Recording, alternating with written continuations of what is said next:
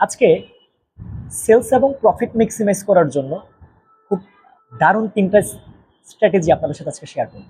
আশা করছি শেষ মুহূর্ত পর্যন্ত যদি থেকে আপনি এই স্ট্র্যাটেজিগুলো শিখে আপনার বিজনেসে অ্যাপ্লাই করতে পারেন, আপনার রানিং সেলস যেখানে আছে এখান থেকে অনেকাংশে এটা বেড়ে যাবে। চলুন শুরু করা যাক। বিজনেসে প্রফিট ম্যাক্সিমাইজ করার জন্য প্রথম যে থিওরি সেটা হচ্ছে কাস্টমার বাড়ানো। এই কাস্টমারটা আবার তিনটা ওয়েতে বাড়াতে পারবেন। প্রথমে আগে এটা একটু ক্লিয়ার হন, কাস্টমার বাড়ানো মানে কি। ধরেন আপনার কাছে এই মুহূর্তে 10টা এক্সিস্টিং কাস্টমার আছে যারা আপনার থেকে রেগুলার প্রোডাক্ট কিনে। 10টা কাস্টমার আপনার থেকে 1000 টাকা করে প্রোডাক্ট কিনে, আপনার সেলস 10,000 টাকা। একটু চিন্তা করুন তো, 1000 টাকা করে যদি আমার থেকে এখন 20টা কাস্টমার প্রোডাক্ট কিন্তু সেলসটা কি ডাবল হয়ে যেত না? সো প্রথম কাজ হচ্ছে আগে কাস্টমারের সংখ্যাটাকে বাড়িয়ে নেওয়া। আপনার কাছে এখন যতজন কাস্টমার আছে আপনি আগে এটা লিস্ট করেন। লিস্ট করার পরে ট্রাই করেন এইবার আমার কাস্টমারটাকে আরেকটু বেশি পরিমাণে বাড়াবো কিভাবে। এই কাস্টমার বাড়ানোর জন্য আবার তিনটা স্ট্র্যাটেজি আমি আপনাকে বাতলে দিচ্ছি। নাম্বার 1 হচ্ছে মোর স্ট্র্যাটেজি। এতদিন আপনি ঠিক যেভাবে করে ওই 10টা কাস্টমারকে রেডি করেছেন ওই কাজগুলো আরো বেশি পরিমাণে করেন। মোর, এটা আপনার কাস্টমার বাড়ায় দিবে।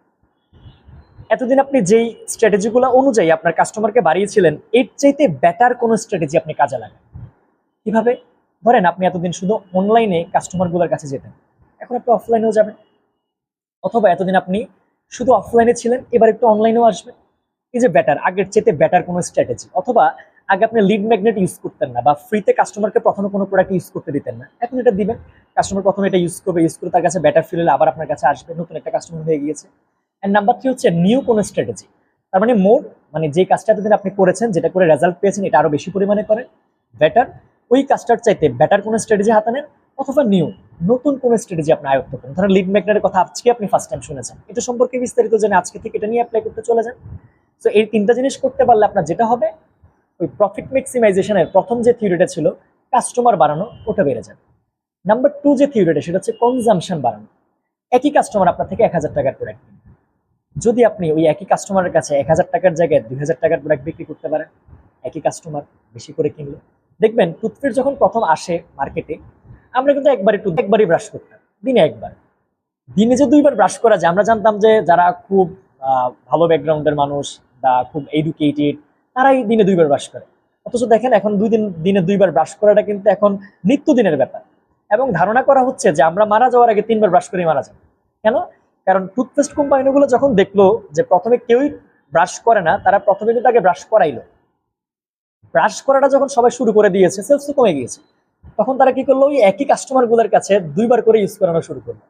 এবার যখন মোটামুটি 2বারও সবাই ইউজ করে এখন শিখে গিয়েছে, সেলস তো আবার আগের জায়গায় চলে আসছে বা একটা জায়গায় স্টাক হয়ে গিয়েছে। এখন তারা ট্রাই করতেছে ওই একই কাস্টমারের কাছে 3বার করে। যদি 3বার করে তারা ব্যবহার করাতে পারে তাহলে তাদের সেলসটা আবার কিন্তু বেড়ে যায়।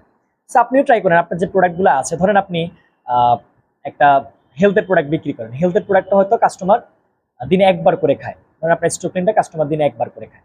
এখন আপনি যদি ওই কাস্টমারটার কাছে দিনে যদি 2বার করে খাওয়ানোর উপকারিতাটা বা উপযোগিতাটা যদি আপনি সুন্দর করে বুঝাতে পারেন, তাহলে দেখেন তো আপনার প্রোডাক্টটা কি ডাবল সেল হয়ে গেল না? এটাকে বলে কনজাম্পশন বাড়ানো, যে সে একবার কিনতে এখন সে ডাবল করে কিনবে। এন্ড নাম্বার 3 এবং সবচেয়ে পাওয়ারফুল যেটা, সেটা হচ্ছে ভ্যালু বাড়ানো। ভ্যালু বাড়ানো মানে কি?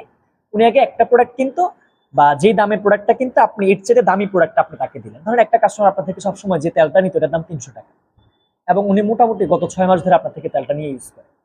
এবার এই কাস্টমারটা যদি এই মাসে আপনার কাছে তেল কিনতে আসার পরে আপনি যদি এর চাইতে প্রিমিয়াম যে প্রোডাক্টটা আছে, এই ভ্যালু বাড়ানো মানে প্রিমিয়ামাইজেশন, মানে একই কাস্টমারকে আপনি ডাইভার্ট করে আরেকটু দামি প্রোডাক্টটা নিয়ে গেলেন। আপনি তাকে সুন্দর করে বললেন যে আপু আপনি তো আগে তেলটা ইউজ করতেন, এখন তো এর চাইতে প্রিমিয়াম ভার্সনটা আসছে, ওটার দাম কত টাকা? 1000 টাকা। তাহলে দেখেন 300 টাকার কাস্টমারটা কিন্তু ডাইভার্ট হয়ে 1000 টাকা চলে আসছে। আপনি বলবেন যদি না নেয়, আমি বলবো যদি নেয়, নিলেই তো দেখেন আপনার সেলস কিন্তু বা প্রফিট কিন্তু একসাথে 3x হয়ে গিয়েছে। সো এটা হচ্ছে প্রিমিয়ামাইজেশন। আপনার যে কাস্টমার সারিগুলো আছে ওদের কাছে যদি আপনি এখনের প্রোডাক্টটা চাইতে প্রিমিয়াম কোনো প্রোডাক্ট আপনি যদি অফার করেন, তাহলেই কিন্তু আপনার সেলসটা ডাবল, ট্রিপল বা এর চাইতে বেশি হয়ে যাচ্ছে।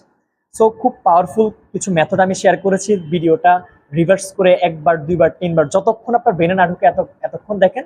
আশা করছি এই স্ট্র্যাটেজিগুলো যদি কাজে লাগাতে পারেন, আপনি আজকের এই আপনি আর থাকবেন না, আপনার সেলসটা নিশ্চিত ইনশাল্লাহ অনেকাংশে বেড়ে যাবে। আপনার জন্য নিরন্তর নিরন্তর শুভকামনা। ভালো থাকবেন। আসসালামু আলাইকুম।